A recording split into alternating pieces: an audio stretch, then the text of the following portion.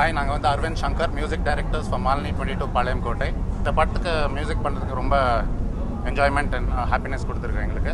And I think it's a powerful film with a powerful message and I hope you have given powerful music enough to justify it. Thank you.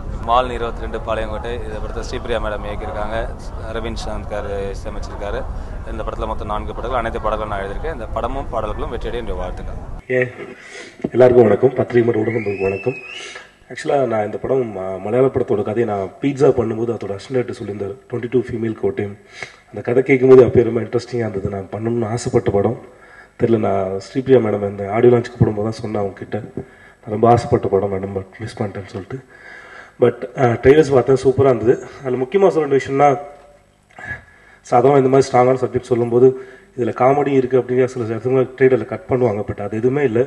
It's a serious film அப்படிங்கிற trailer சூப்பராக சொல்லிச்சு. And அதில் வந்து dialogues and overall எனக்கு ரொம்ப பிடிச்சிருந்தது. And all the best to everyone. Thanks madam, thanks so much for calling.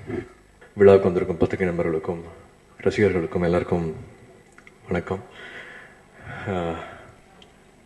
Hi Malini, நான் இதை சொல்லி ஆகணும். இந்த டீம், இந்த க்ரூ அப்புறம் அவ்வளோ அழகு. நான் அது வந்து நிறையா சொல்லிட்டேன் படத்தில். பட் இந்த மாலினி வேறு மாதிரி இருக்காங்க பார்க்குறக்கு. பட் அந்த மாலினி இங்கே சொல்லி ஆகணும்னு பார்த்தேன். ஜோன் சொல்கிறத விட மாலினி நிறையா வாட்டி சொல்லியிருக்கேன்.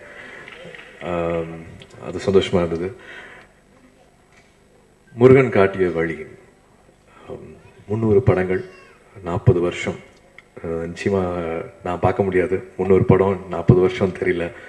ஸோ அப்படி ஆரம்பித்து நிறையா அவ்வளோ சேகரிச்சிருப்பாங்க. சினிமாவில் வந்து அவ்வளோ விஷயங்கள் பார்த்துருப்பாங்க. ஒரு சின்ன இடைவேளைக்கு அப்புறமா மறுபடியும் டைரக்ட் பண்ணுறாங்க. ஃபர்ஸ்ட் ஃபிலிமில் ஐ திங்க் 4th நினைக்கிறேன், வேறு பண்ணிவிட்டு 92 பண்ணாங்கன்னு நினைக்கிறேன் ப்ரீவியஸ். அண்ட் இப்போது 4th ஃபிலிம். ரொம்ப சந்தோஷமாக இருக்குது. இந்த படம் ஆரம்பித்த நாட்கள்லேருந்து எனக்கு தெரியும் இது ஆரம்பிக்க போது இப்படி பண்ண போகிறாங்க அப்படிங்கிறதும் தெரியும். இப்போ கூட சொல்லிட்டு இருந்தாங்க மனோஜ் பிள்ளை வந்து, ஒரு சினிமாவில் யூஸ்வலாக நாங்கள் 30 ஷார்ட்ஸ் எடுப்போம். ஒரு நாளைக்கு 30 to 40 ஷார்ட்ஸுங்கிறது ஆவரேஜாக எடுத்துகிட்டு இருப்போம். பட் இவங்க வந்து ஒரு நாளைக்கு 100 ஷார்ட்ஸு 120 ஷார்ட்ஸ் வரைக்கும் ஒரு நாளைக்கு எடுத்து முடிப்பாங்களாம். மனோஜ் பிள்ளைக்கு வந்து வாழ்த்துக்கள். அவ்வளோ நல்லா இருந்தது ஃப்ரேம். 42 டேஸில் ஒரு படம் எடுத்து முடிக்கிறாங்கன்னா வந்து இது சாதாரண விஷயமே இல்லை. அண்ட் மொத்தமாக எல்லாமே நீங்கள் டீசர் பார்க்கும்போது, சாங் பார்க்கும்போது வந்து அந்த அவ்வளோ ஃப்ரெஷ்னஸ் இருந்தது. ஸோ ஐம் ஷுர் படம் வந்து தானாகவே ஒரு முக்கியமான ஒரு பதிவு வந்து செய்ய போகுது. உங்கள் படங்கள் வந்து எனக்கு வாழ்வே மாயம், பில்லாலாம் மறக்கவே முடியாது. ஸோ மறுபடியும் அந்த ஃப்ளாஷ்லாம் அப்படியே முன்னாடி வந்துட்டு போகுது. டைரக்ட் பண்ண போகிறீங்க அப்படின்னு உடனே அது ரொம்ப பெருமையாக வந்து ஷேர் பண்ணது வந்து ராஜ்குமார் சார் தான். இந்த மாதிரி ஃபிலிம் பண்ணுறோம், இந்த மாதிரி டைரக்ட் பண்ண போகிறாங்க சொல்லும் போது சொன்னோம். ஒரு ஸ்டேஜும் வந்து ஷேர் பண்ணிகிட்டே இருந்திருக்காரு. சுரேஷ் பாலாஜி சார் தெரியும். ஸோ இந்த படம் இந்த ஸ்டேஜில் இன்னைக்கு ஒரு ஆடியோ லான்ச்சில் இன்னைக்கு வந்து நான் நிற்கும் போது வந்து ரொம்ப சந்தோஷமாக இருக்கேன். சுஹாசினி மேம் சொன்ன மாதிரி, ராதிகா சொன்ன மாதிரி, நிச்சயமாக வந்து ஒரு இம்பேலன்ஸ் இருக்குது. ஒரு 3 வருஷமாக கூட சொல்லலாம். ஒரு 2 மணி நேரம் 2.5 மணி நேரம் படம் பார்த்துட்டு வெளியில் போனால் வந்து அதுக்குள்ளே நம்ம என்ன என்டர்டெயின் பண்ணுறோம், அதுக்குள்ளே என்ன நடக்குது அப்படிங்கிறதான் நிறைய படங்களில் பார்த்துட்டு இருக்கிறோம். நான் சேர்த்துக்கிறேன். பதிவு செய்கிற படங்கள், ஒரு படம் பார்த்துட்டு வெளியே போகும்போதும் அது வீட்டுக்கு போய் சேர்ந்ததுக்கு அப்புறம் கூட எவ்வளோ படங்கள் நம்ம ஞாபகம் வச்சுக்கிறோம், எவ்வளோ மெசேஜ் நம்ம ஞாபகம் வச்சுக்கிறோம், இல்லாட்டி எவ்வளோ ஒரு ஹியூமன் ஸ்டோரி எவ்வளோ ஞாபகம் வச்சுக்கிறோம் அப்படின்னா வந்து ஒரு சில படங்கள் கைவிட்டு எண்ணிடலாம். எக்ஸாம்பிள் எடுத்துக்கலாம், ஜேம்ஸ் கேமரூன் தான் பண்ண போகிறாரு. ஒரு கற்பனையான படம் வந்து எல்லாத்துலேயுமே பேசப்பட்டது, அவ்வளோ ரெவென்யூ அதுலாம் பேசிட்டு வந்துட்டு ஆஸ்கார்னு வரும்போது இதுதான் தட்டி போகுது.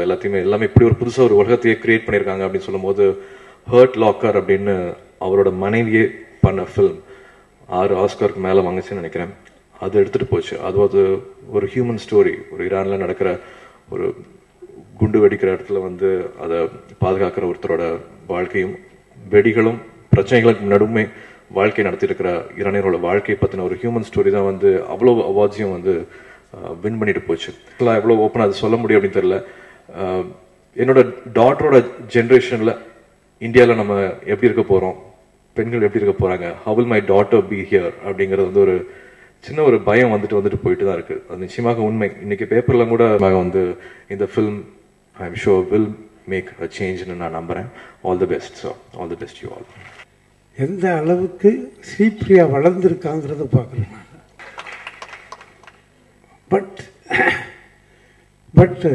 But she has been a very keen observer. அதில் 2 nuisance as far as Sripriya is concerned. ஒரு நியூசன்ஸ் டைரக்டர் கேபி, இன்னொரு நியூசன்ஸ் வந்து கமலஹாசன்.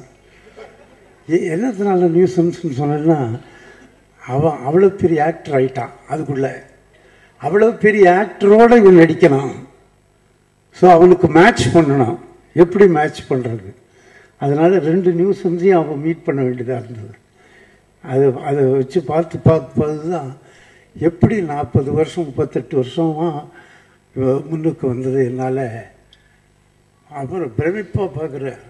இன்னும் சொல்லப்போனால் கமலஹாசன் வந்து விஸ்வரூபம் எடுத்தேன்னா இவன் ஒரு சின்ன விஸ்வரூபம் எடுத்துருவான்னு நினைக்கிறேன் நான் இந்த படத்தில்.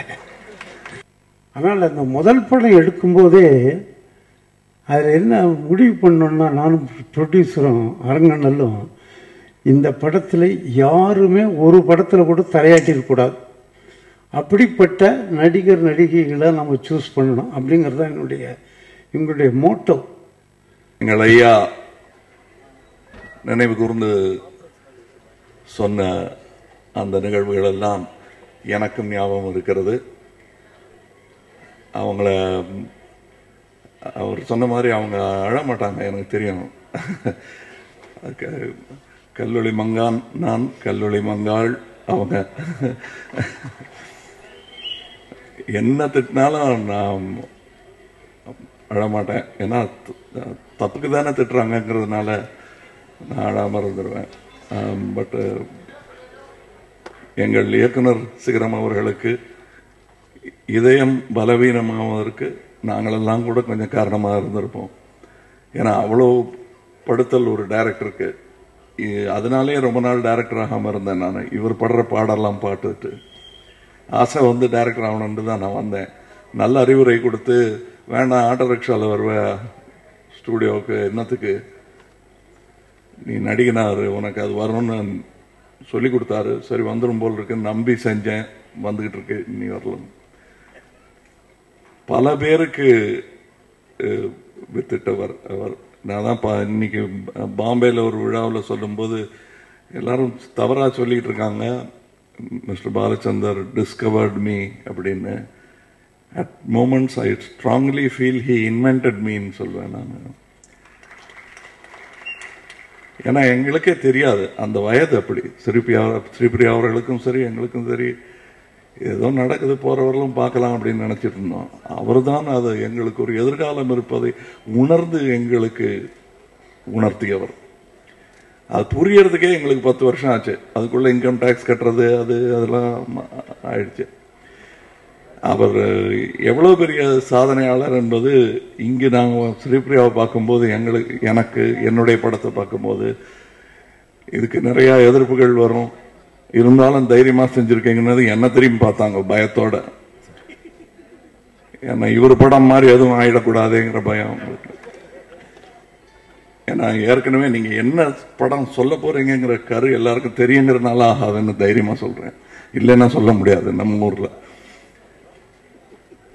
இதுல மற்றவங்க எல்லாம் இங்க ட்ரெய்லர் பார்த்துருக்கீங்க, மியூசிக் பார்த்துருக்கீங்க, கேட்டிருக்கீங்க. அதனால இவங்க சொல்றதுக்கு வழிமொழிறீங்க. நான் எதையுமே பார்க்காம லேட்டா வந்தேன். பள்ளிக்கூடத்துக்கே அப்படிதான் போவேன். இன்னைக்கு மன்னிக்க வேண்டுகிறேன். நான் முன்னாடியே சொல்லியிருந்தேன் நான் லேட்டா வருவேன்னு. அதனால அவை என்னை மன்னிக்கும் என்று நம்புகிறேன். இதுல இருக்கக்கூடியவர்களின் திறமையை, இதுல நடிச்சிருக்கிறவங்க இதெல்லாம் தேர்ந்து எடுக்கும் திறன் ஸ்ரீபிரியா அவர்களுக்கு உள்ளது. ஒரு கதாநாயகின் போது சும்மா ஒரு டான்சிங் டால், ஒன்றும் தெரியாது அப்படின்னு ஒரு காலத்தில் நினைத்து கொண்டிருந்தார்கள். அந்த மாதிரியும் நடிப்பாங்க அவங்க. அதான் ஒன்றும் தெரியாத மாதிரி உட்காந்துருப்பாங்க அவங்க. பட் எல்லாத்தையும் கவனிப்பாங்க. அதான் நான் கவிதை எழுதுறத பார்த்து அவங்க கவிதை எழுதினேன்லாம் சொல்றாங்க. அது எழுதுறாங்கன்னு கூட எனக்கு தெரியாது. ரொம்ப நாள் கழிச்சு அது பர்ஃபெக்ட் பண்ணிட்டு தான் எங்கிட்ட எல்லாம் சொல்லுவாங்க. வெரி டேலண்டட் ஃபேமிலி அது. அவங்க ரொம்ப யதார்த்தமா ஏதோ நானும் கொஞ்சம் டான்ஸ் ஆடுவேன்னாங்க. அது பெரும் கலைஞர்கள் நிறைந்த குடும்பத்திலிருந்து வந்தவர்கள் அவங்க பிரியா அவர்கள். அவர்களுடைய இந்த படம் வெற்றி பெறும் என்பதை நாம் படம் பார்த்துட்டு சொல்கிறேன்னுலாம் சொல்ல மாட்டேன். இத்தனை பேர் சொல்லியிருக்காங்க. நான் வெற்றி பெறுவேங்கிறதையே அழுத்தி சொன்னார். நான் நம்புறதுக்கு முன்னாடி அவரே சொல்லியிருக்காரு, கண்டிப்பாக வழிமொழியலாம். நான் ஒரு ஃப்ரேம் கூட பார்க்கல, இப்படி திரும்பி பார்த்தது தான் இந்த ஃப்ரேம். கண்டிப்பாக சொல்லலாம், இவ்வளவு பேருடைய வாழ்த்துக்கள் உங்களுக்கு இருக்கிறது. என்னுடைய வாழ்த்துக்களும் அது கண்டிப்பாக சேரும். நல்லவர்கள். இன்னொரு இந்த அம்மா என்ன திட்டுவாங்க, என் பிள்ளைய பற்றி சொல்லாம விட்டீங்களேன்னு. ஜெயபாரதி அவர்களுடைய பிள்ளை, அவரும் கலை குடும்பத்தைச் சேர்ந்தவர். அவருக்கும் எல்லா வெற்றியும் வந்து சேர எனது வாழ்த்துக்கள். கதாநாயகிக்கும் முக்கியமாக இந்த விழாவின் நாயகர்களான இசையமைப்பாளர்களுக்கு எனது வாழ்த்துக்கள். அதுக்காக சொல்லுங்க, சொல்லணும், நீங்க கை தட்டுவீங்கன்னு தெரியும்.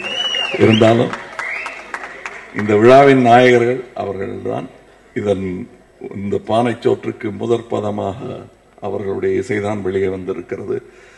அது பாராட்டு பெறுகிறது என்றால் படமும் கண்டிப்பாக பாராட்டு பெறும் என்பதற்கு ஒரு முன்னறிவிப்பாக இருக்கும் என்று நம்புகிறேன். நன்றி.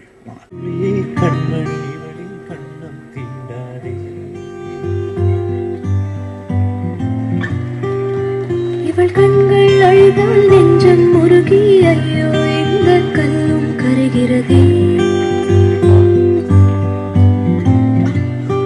என் தோளில் நீ சாய்ந்து அன்பேவா கண்மூடு. உயிரே